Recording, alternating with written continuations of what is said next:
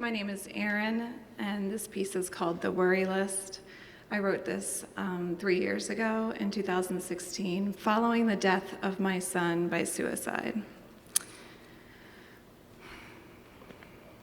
I want to be completely honest with you because I want you to be completely honest with yourselves. I never, ever thought that I would lose a child to suicide. It wasn't a possibility. It was never on my worry list. And it's not like I was a mom who didn't have a worry list. I did. It was extensive. I worried about everything. I worried about SIDS and falls and head injuries and abduction, illnesses like meningitis and flu, school shootings, terrorist attacks. I could go on and on. Suicide just wasn't a consideration. That was something that other families had to worry about. Does that sound familiar? How about this?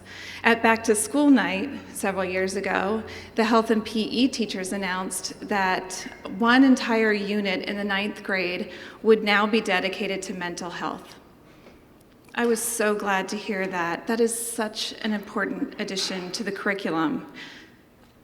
There are kids out there who will really benefit from that, I thought to myself, smugly. Or on the occasion that my kids would come off the bus and tell me they'd seen on Twitter that a student at a nearby school had died from suicide. I'd be so sad for that student, for that family. But then they would add these details that seemed to explain things. They'd say, he was always in trouble, or I heard his girlfriend just broke up with him, or she'd attempted before. Oh, I see. As if, what, it all made sense then? No, certainly not. But those explanations gave me reasonable justification to file those stories away, far, far away from my worry list, in a drawer that I labeled other people's problems, in a folder marked, too bad. Isn't this how we protect ourselves?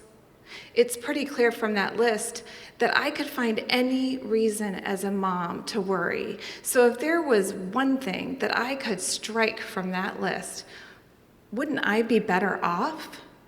So I reassured myself with one of the most self-righteous things a parent can say. I said to myself, my kids would never do that.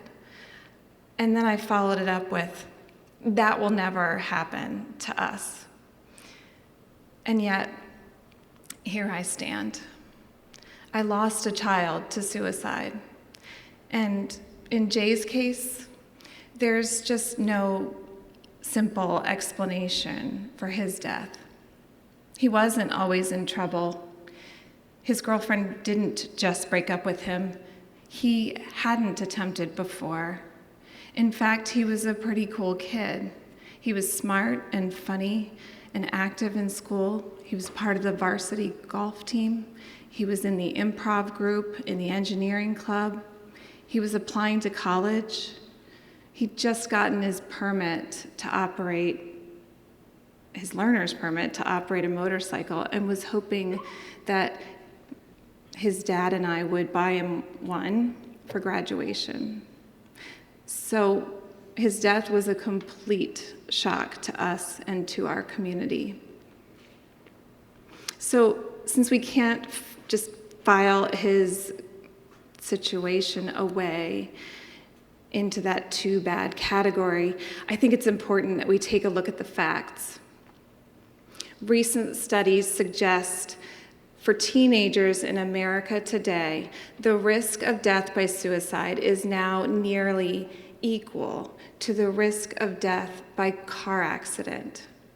Equal. The scary piece of that is that the mortality rate for car accidents is going down. The mortality rate for suicides is going up.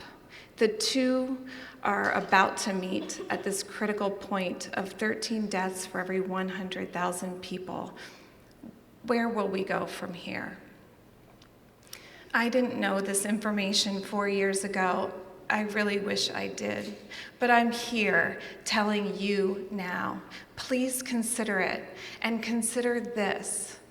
For all the time that we spend preparing our kids to safely operate a car down the road. In Pennsylvania, it's 90 hours of practice that is required of them before they can be licensed. For all that time that we spend grilling them, what will you do if a deer runs out in front of you? What will you do if your tire dips off the pavement? What will you do if you feel yourself hydroplaning? For all that time that we spend, according to those statistics, shouldn't we spend at least an equal amount of time talking to them about their mental health? Prepare your kids for the fact that their bodies are changing, their brains are changing at a very fast rate. That transition through adolescence into adulthood, it can go smoothly, or it can result in some challenges. Imagine what some of those might look like, and then suggest appropriate responses. You can tell your kids, you're surrounded by people who love you, and yet you may feel lonely inside. You may have a sense of emptiness, hopelessness, or helplessness. If you ever feel this way, please tell me, tell us. It's important to say, I don't feel like myself. I think I need some help. Tell your kids, you may walk around with a knot in your stomach, but when you look around, you can't see anything that's causing you anxiety. Tell your kids, if you ever feel like that, it's important to say something. You can say, I don't feel like myself. I think I need some help.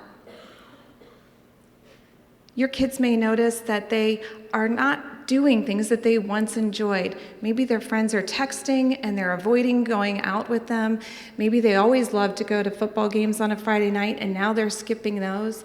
There's no good explanation, but tell them if they ever sense that they are not enjoying things that they once enjoyed, that they should say something. They can say, I don't feel like myself. I don't know what it is, but I think I need some help. Start the conversation and revisit it often, just in case.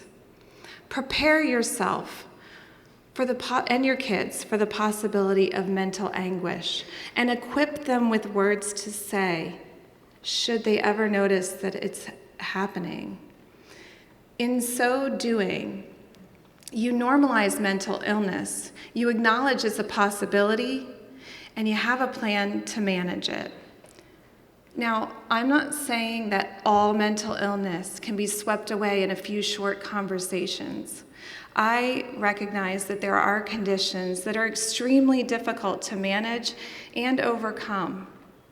But there is little chance that we will ever make progress in reducing those alarming suicide statistics if kids and families are unprepared to acknowledge a struggle, or if they actively seek to hide their struggles out of fear or confusion or shame. So please, start the conversations that will bring this all out in the open. Please, put suicide on your worry list.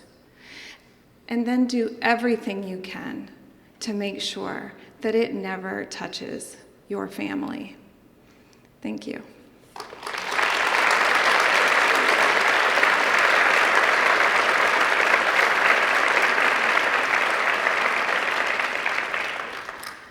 Our first student performer this evening is actually coming to us via video. This is Joe Perry. He performed this past Sunday in Columbus, Ohio, and we loved his performance so much that we prepared a piece for you tonight so you could enjoy it as well.